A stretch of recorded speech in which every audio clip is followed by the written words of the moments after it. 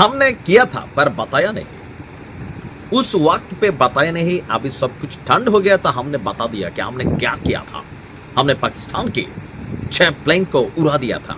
মানে গেল কয়েকদিন আগে, গেল পরশুদিন ভারতের একজন ঊর্ধ্বতন সামরিক কর্মকর্তা তিনি বলছিলেন যে ওই যে যুদ্ধ হলো ভারত পাকিস্তান, ওই সময় নাকি পাকিস্তানের 6টা যুদ্ধ বিমান উড়াই দিছে। পাকিস্তান বলছে হা হা হা হা। যাই হোক, ভারতের মরার উপর খরার গা। একদিকে ভারত এবং আমেরিকার মধ্যে যে শুল্ক যুদ্ধ চলছে তার একটা ইফেক্ট অলরেডি পড়া শুরু করছে। তবে ভারত আনটিল নাও তারা নমনীয় না, তারা মনে করছে যে না, যুক্তরাষ্ট্রের সামনে আমরা ঝুঁকবো না। তবে এর মাঝখানে নতুন আরেক সিদ্ধান্ত আমরা দেখলাম। পাকিস্তানের যিনি সেনা প্রধান আছেন এই মুহূর্তে খুবই ফরফর করে তিনি উঠছেন, কারণ আমেরিকা তাকে বারবার ডাইকা নিচ্ছে এবং কি আলোচনা আছে আগামী দিনে দেশের প্রেসিডেন্ট হতে পারেন তিনি। মাত্র 2 মাসের ব্যবধানে যুক্তরাষ্ট্র সফরে গেছেন এই মুহূর্তে পাকিস্তানের সেনাপ্রধান ফিল্ড মার্শাল অসীম মুনির। দেশটির রাজনৈতিক ব্যক্তিবর্গ এবং বিভিন্ন পর্যায়ের উচ্চ পদস্থ সামরিক কর্মকর্তাদের সাথে বৈঠক চলছে। আপনার আমেরিকায় বৈশাই মানে ফ্লোরিডার টাম্পায় তার জন্য একটি অনুষ্ঠানের আয়োজন করা হয়েছে। সেখানে বৈশাই আমেরিকায় বৈশাই ভারতের বিরুদ্ধে বিভিন্ন হুমকি দিয়েছেন পাক সেনাপ্রধান। তিনি বলছেন যদি পাকিস্তানের অস্তিত্ব হুমকির মুখোমুখি হয় এবং পাকিস্তান ধ্বংসের মুখে পড়ে তাহলে পুরো বিশ্বের অর্ধেক তারা ধসিয়ে দেবে, এরপর নিজেরা ধ্বংস হবে। তিনি মূলত এই অঞ্চলে পারমাণবিক যুদ্ধের হুমকি দিয়েছেন। তিনি বলছেন পাকিস্তান পারমাণবিক শক্তিধর একটা দেশ, যদি আমরা মনে করি আমরা ধ্বংস হচ্ছি তাহলে আমাদের সঙ্গে বিশ্বের অর্ধেককে ধসিয়ে দিয়ে আমরা ধ্বংস হব। আপনার গত এপ্রিলে যে ঘটনা হয়েছে সেই ঘটনার পর একটা বিষয় সামনে আসছিল যে সিন্ধু নদ চুক্তি বাতিল করেছিল ভারত।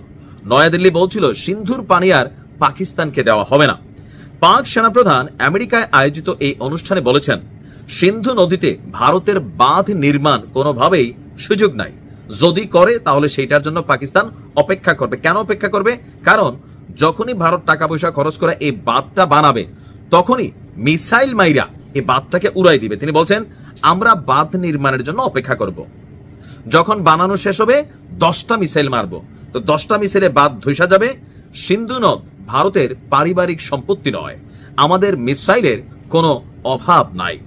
বেসিক্যালি বিশ্ব ব্যাংকের সহযোগিতায় 1960-এর দশকে ভারত পাকিস্তানের মধ্যে সিন্ধু নদ চুক্তি হয়। এর মাধ্যমে সিন্ধুর অববাহিকা থেকে আসা 3টি নদীর পানি পায় পাকিস্তান। কেউ কেউ বলছেন একসময় আমাদের এই অঞ্চলটাকে পানিকে কেন্দ্র করে একটা বড় ধরনের যুদ্ধ হবে, কারণ একটা সময় পানি হয়ে উঠবে যুদ্ধের কারণ।